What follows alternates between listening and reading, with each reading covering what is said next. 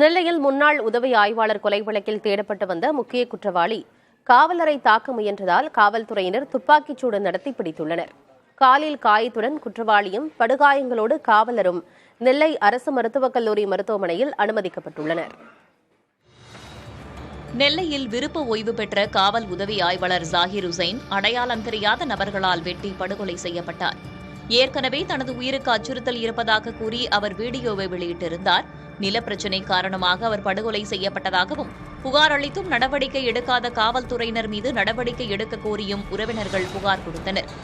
ஜாகிர் உசைன் உடலை வாங்க மறுத்து அவர்கள் போராட்டத்திலும் ஈடுபட்டனர்.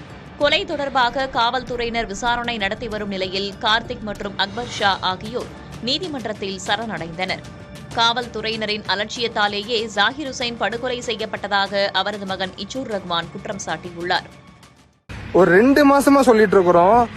போன ஒரு 4-5 நாள் முன்னாடி கூட புதுசா வந்து ஏசி டெலிவரி கூட கொடுத்துருக்கிறோம். இந்த மாதிரி நம்மள இது பண்ண போறாங்கன்னு அது வரைக்கும் ஒரு ஆக்ஷன் எடுக்கல. இன்னொன்னு அந்த ஏசி வந்துட்டு காசு கேட்கறதுக்கு ப்ரூஃப் எனக்கு கரெக்டா இருக்கு. ஏசி வந்துட்டு இந்த கேஸ் வந்துட்டு எஃப்ஐஆர் போட்டுருவோம், அதுக்கப்புறமா காம்ப்ரமைஸ் பண்ணிடுவோம்னாரு. அந்த எஃப்ஐஆர் போட்டதுக்கு எங்க அப்பா போய் பேசுறாரு. அதுக்கு சொல்றாரு அந்த எங்க அப்பாவை கூப்பிட்டது யாரு, அவன் ஒரு லிங்க் வச்சிருக்கிறாரு. அந்த லிங்க் யார் வேணா நான் காமிக்கிறேன். அவரு போன் அடிச்சா அவனை கூப்பிட்டு அந்த ஆள் போன் எடுக்கணும். பொண்டாட்டிக்கு 3 மிஸ் கால் எடுத்திருக்காரு. ஏசியோட நம்பர் அதுதானே, அந்த காசு வாங்குறதுக்கு லஞ்சம் கேட்டவரோட நம்பர் இது அதே நம்பர் தானே இருக்கும். ரெக்கார்டு பார்த்தா தெரியும் தானே. எல்லாமே ப்ரூஃபா இருக்கு. எல்லாம் ப்ரூஃப் இருந்துமே இந்த மாதிரி ஒரு படுகொலை நடந்திருக்கு. இந்த விவகாரம் குறித்து சட்டமன்றத்தில் எதிர்க்கட்சிகள் கவன ஈர்ப்பு தீர்மானத்தை கொண்டு வந்தனர். அப்போது உரிய நடவடிக்கை எடுக்கப்படும் என்று முதலமைச்சர் மு.க. ஸ்டாலின் உறுதியளித்தார். ஜாகிர் உசைன் அவர்கள் எதிர்த்தரப்பினர் மீதும் மாறி மாறி புகார் மனுக்களை அளித்துள்ளனர். இவற்றின் மீது காவல்துறையினரால் சமுதாய பதிவேடு எண்கள், அதாவது CSR எண்களும் வழங்கப்பட்டு விசாரணை மேற்கொள்ளப்பட்டுள்ளது.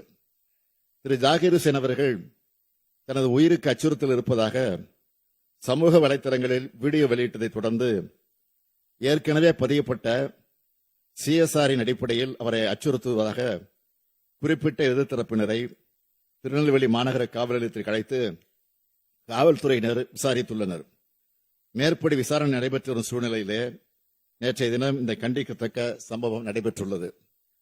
இக்கொலை வழக்கில் தீவிர விசாரணை நடத்தப்பட்டு குற்றவாளிகள், அவர்களுக்கு பின்னணியில் இருந்தவர்கள் அனைவர் மீதும் உரிய விசாரணை மேற்கொள்ளப்பட்டு பாரபட்சமின்றி நீதியின் முன் நிறுத்தப்படுவார் என்பதை இந்த அவைக்கு தெரிவித்துக் கொள்கிறேன்.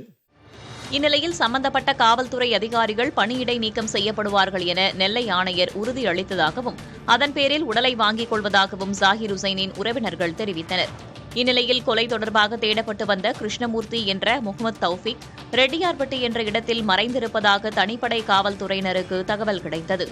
அவரை அங்கு சென்று பிடிக்க முயன்றபோது காவல்துறையினரை அவர் தாக்க முயன்றதால் காவலர்கள் துப்பாக்கிச்சூடு நடத்தி அவரை பிடித்தனர்.